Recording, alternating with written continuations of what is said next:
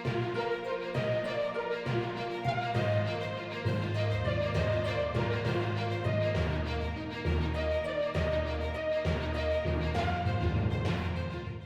Army सेना के पूर्व जिला उपाध्यक्ष जेल से रिहा होने के बाद ओम प्रकाश बंजारे ने कहा, आज तक हम लोगों को अनुसूचित जाति के लोगों को किसी भी पार्टी के लोगों ने या अन्य लोगों ने सहयोग नहीं किया है। इसलिए आने वाले 2023 के विधानसभा में अनुसूचित जाति का प्रतिनिधित्व करने के लिए भीम आर्मी सेना चुनाव में उतरेगी। आने वाले समय में भीम आर्मी सेना की शक्ति को बढ़ाया जाएगा।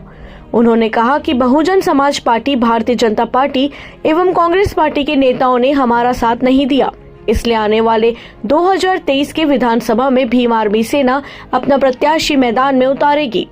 सतनाम भवन जयपुर में ओम प्रकाश बंजारे का पुष्पहार से जोरदार स्वागत किया गया, जहां पर भीम आर्मी सेना के कार्यकर्ता मौजूद रहे। जांजगीर से धनेश्वर साहू की रिपोर्ट। हो सकता है आपका प्रयास करते रहेंगे, सेवा करते रहेंगे। हमने कल सारण में भी भीम आर्मी का बहुत अच्छा सा आयोजन नरेंद्र भारद्वाज के नेतृत्व में हुआ है और आज हम प्रयास कर रहे थे कि कुछ अच्छा हो जाएगा। बंजारी जी, ये बताइए, आप जेल गए थे तो भीम आर्मी के लोगों को क्या संदेश देना चाहते हैं? देखिए साथियों, हम जब जेल में थे तो हमने यह अनुभव किया, ये पाया कि हमारे जो आरक्षित वर्ग के चुने हुए प्रतिनिधि हैं वो कहीं ना कहीं हमारा दमन कर रहे हैं।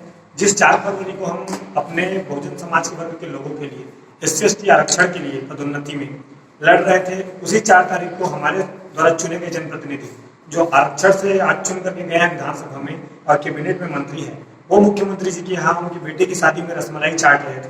तो ये मैं मैसेज देना चाहता हूँ युवाओं को कि हमारे जो लोग हैं आरक्षित विधानसभा में जो लोग बैठे हैं वो हमारे अपने नहीं हैं, वो पार्टी विशेष के हैं।